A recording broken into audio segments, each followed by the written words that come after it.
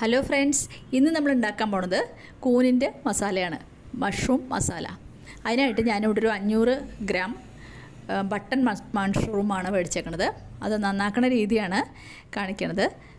അതിൻ്റെ തോല് ചെറുതായി പറിച്ച് കളയുക. ആദ്യം അതിൻ്റെ കാല് ഊരിയെടുക്കുക, എന്നിട്ട് മോൾ ഭാഗത്തെ നല്ല കനം കുറഞ്ഞ തോലുണ്ടല്ലോ അത് ഊരിയെടുക്കുക. എന്നിട്ട് അടിയിൽ നിന്ന് ഒന്ന് ചെറുതായി മുറിച്ച് കഴിഞ്ഞാൽ നല്ല വൃത്തിയാവും. ഇതെങ്ങനെ കാല് ആദ്യം ഊരിയെടുക്കുക, എന്നിട്ട് തോല് കൈകൊണ്ട് ഇങ്ങനെ ചിന്തി കളയാം.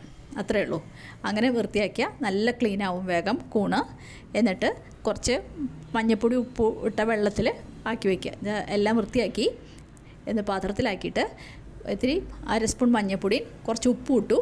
എന്നിട്ട് വെള്ളം ഒഴിച്ചിട്ട് നന്നായിട്ട് കൈകൊണ്ട് തിരുമ്പി കഴുകുക കേട്ടോ. അപ്പോൾ കൂൺ നല്ല വൃത്തിയായി കിട്ടും. എന്നിട്ട് ചെറുതായിട്ട് അരിഞ്ഞിട്ട് നമുക്ക് മസാല ഉണ്ടാക്കാം. അതിനായിട്ട് ഞാൻ ഇവിടെ 2 സവോള അരിഞ്ഞ് വെച്ചിട്ടുണ്ട്, ഒരു 5 വെളുത്തുള്ളി എടുത്ത് വെച്ചിട്ടുണ്ട്, 2 കഷ്ണം ഇഞ്ചി, 2 പച്ചമുളക് എടുത്ത് വെച്ചിട്ടുണ്ട്. ചീഞ്ചട്ടി അടുപ്പത്ത് വെച്ചു. അതിലേക്ക് ഒരു 2 ടേബിൾ സ്പൂണോളം വെളിച്ചെണ്ണ ഒഴിച്ചു. 1 ടീസ്പൂൺ പെരിഞ്ജീരകമാണ് ഇട്ട് കൊടുത്തത്. പിന്നെ കുറച്ച് കറിവേപ്പിലയും കൂടി ഇട്ട് കൊടുത്തു. അതൊന്ന് ഇളക്കിയതിന് ശേഷം നമുക്ക് അതിലേക്ക് നമ്മൾ ചതച്ച് വെച്ച ഇഞ്ചിയും വെളുത്തുള്ളിയും ഇടാം. നല്ലോണം ചതച്ച് വെച്ചിട്ടുണ്ട്, അല്ലെങ്കിൽ ഇഞ്ചി വെളുത്തുള്ളി പേസ്റ്റ് ഇട്ടാലും മതി കേട്ടോ. എന്നിട്ട് മൂക്കുന്നവരെ ഒന്ന് ഇളക്കി ചേർക്കുക. പിന്നെ ഞാൻ ഇവിടെ കുറച്ച് നാളികേരം കൊത്താക്കി വെച്ചിട്ടുണ്ട്. നമ്മൾ പായസത്തിനൊക്കെ അരിയില്ലേ, അതേപോലെ ഒന്ന് അരിഞ്ഞ് വെച്ചിട്ടുണ്ട് കൊത്തായിട്ട്.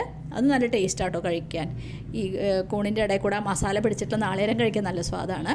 അപ്പോൾ അതും കൂടി ഇട്ടിട്ട് ഒന്ന് നല്ലോണം ഇളക്കി കൊടുക്കുക. പിന്നെ 2 പച്ചമുളക് കീറിയിട്ട് ഇട്ട് കൊടുത്തു. എന്നിട്ട് നന്നായിട്ട് ഇളക്കി കൊടുക്കുക. നന്നായിട്ട് ഇളക്കിയതിന് ശേഷം അപ്പോൾ ഇഞ്ചിയും വെളുത്തുള്ളിയും അതുപോലെ പച്ചമുളകൊക്കെ നല്ലോണം മൂത്തു. നമുക്ക് അതിലേക്ക് നമ്മുടെ സവോള ഇട്ട് കൊടുക്കാം. സവോള നന്നായിട്ട് വഴറ്റി കൊടുക്കുക. സവോള പെട്ടെന്നാവാൻ വേണ്ടിയിട്ട് നമുക്ക് കുറച്ച് ഉപ്പ് ചേർത്ത് കൊടുക്കാം.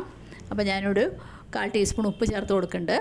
ഉപ്പ് ചേർത്താൽ ഉള്ളി നല്ലോണം പെട്ടെന്ന് വഴന്ന് കിട്ടി. ഇതാ കണ്ടില്ലേ, നല്ല ഗോൾഡൻ ബ്രൗൺ ആയി. ഇനി നമുക്ക് അതിലേക്ക് തക്കാളി ഇട്ട് കൊടുക്കാം. തക്കാളി ഞാൻ ഇവിടെ 2 എണ്ണം അരിഞ്ഞ് വെച്ചിട്ടുണ്ട്, അത് ചേർത്ത് കൊടുക്കാം.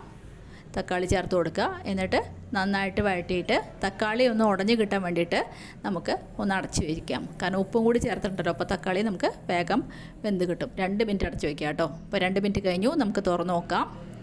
നമ്മുടെ തക്കാളി പാകമായിട്ടുണ്ട്. ഒന്ന് നല്ലോണം ഇളക്കി കൊടുക്കുക. എന്നിട്ട് നമ്മുടെ സ്പൂൺ വെച്ച് ഒന്ന് യോജിപ്പിച്ച് കൊടുക്കുക.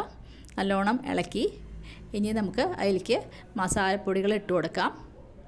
മസാലപ്പൊടികൾക്കായിട്ട് ഇതാ ഞാനിവിടെ ഒരു 1/4 ടീസ്പൂൺ മഞ്ഞൾപ്പൊടി, 1 ടീസ്പൂൺ മല്ലിപ്പൊടി, 1 ടീസ്പൂൺ നല്ല മുളക് പൊടി, 1 ടീസ്പൂൺ കാശ്മീരി മുളക് പൊടിയാണ് ചേർത്ത് കൊടുക്കുന്നത്. ഈ സമയത്ത് ഗരം മസാല ഇഷ്ടമുള്ളവർക്ക് അതും 1/2 ടീസ്പൂൺ ചേർത്ത് കൊടുക്കുക കേട്ടോ. നല്ലോണം മൂപ്പിക്കുക മസാല, പച്ചമണമൊക്കെ പോകുന്നവരെ നല്ലോണം ഇളക്കി കൊടുത്ത് മൂപ്പിക്കുക. ഇനി നമുക്ക് അതിലേക്ക് ഒരു 1/4 കപ്പ് വെള്ളം ഒഴിച്ചു കൊടുക്കാം. ആദ്യം വെള്ളം ആവരുത്, നല്ലോണം ഇളക്കി കൊടുക്കുക. പിന്നെ ഗ്രേവിയിൽ നമ്മൾ വെള്ളം ഒഴിക്കണില്ല, എത്രയേ ഉള്ളൂ. നല്ലോണം ഇളക്കി കൊടുത്ത് മസാല നല്ല പേസ്റ്റ് പോലെ ആക്കുക. ഇനി നമുക്ക് ആ മസാല ഒന്ന് വേവാൻ വേണ്ടിയിട്ട് ഒരു 2 മിനിറ്റ് വേണമെങ്കിൽ അടച്ച് വയ്ക്കാം. 2 മിനിറ്റ് അടച്ച് വെച്ചാൽ മസാല ഒന്ന് യോജിച്ച് കിട്ടും. അതിനായിട്ട് ഞാനിവിടെ 2 മിനിറ്റ് നേരം അടച്ച് വയ്ക്കുന്നുണ്ട്. ഇപ്പോൾ 2 മിനിറ്റ് കഴിഞ്ഞു. നമുക്ക് തുറന്ന് നോക്കാം. നമ്മുടെ മസാല തയ്യാറായിട്ടുണ്ട്.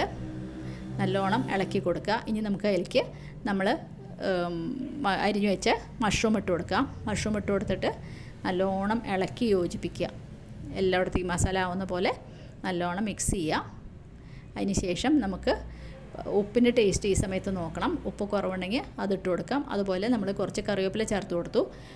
ഉപ്പ് കുറവുണ്ടെങ്കിൽ അതും കൂടി ചേർത്ത് കൊടുക്കുക. എന്നിട്ട് നല്ലോണം ഇളക്കിയിട്ട് നമുക്ക് അടച്ച് വെച്ച് ഒരു 10 മിനിറ്റോളം നമുക്ക് വേവിക്കണം കേട്ടോ മഷ്റൂം. അപ്പോൾ നല്ലോണം ഇളക്കി കൊടുത്തിട്ടുണ്ട്. ഇനി നമുക്ക് 10 മിനിറ്റ് വേവിച്ചെടുക്കാം. താത്തി വയ്ക്കുക സ്റ്റൗവ്. 10 മിനിറ്റ് കഴിഞ്ഞു. നമുക്ക് തുറന്ന് നോക്കാം. നമ്മുടെ മഷ്റൂം മസാല തയ്യാറായിട്ടോ. നല്ല മണം വരുന്നുണ്ട്. പെരിഞ്ജീരകത്തിൻ്റെയൊക്കെ നല്ല മണമുണ്ട്. നമ്മുടെ ചപ്പാത്തിക്കും ചോറിനും പറ്റിയ കറിയാണ്. അപ്പോൾ എല്ലാവരും ചെയ്ത് നോക്കണം. മഷ്റൂം കിട്ടുകയാണെങ്കിൽ എല്ലാവരും ചെയ്ത് നോക്കണം കേട്ടോ. എൻ്റെ ചാനൽ ആദ്യമായിട്ട് ആരെങ്കിലും കാണുന്നുണ്ടെങ്കിൽ ഒന്ന് സബ്സ്ക്രൈബ് ചെയ്ത് സപ്പോർട്ട് ചെയ്യണം.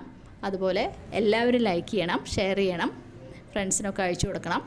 അപ്പോൾ ഒരു പുതിയ വീഡിയോ ആയിട്ട് നമുക്ക് അടുത്ത് തന്നെ കാണാം കേട്ടോ. Thank you.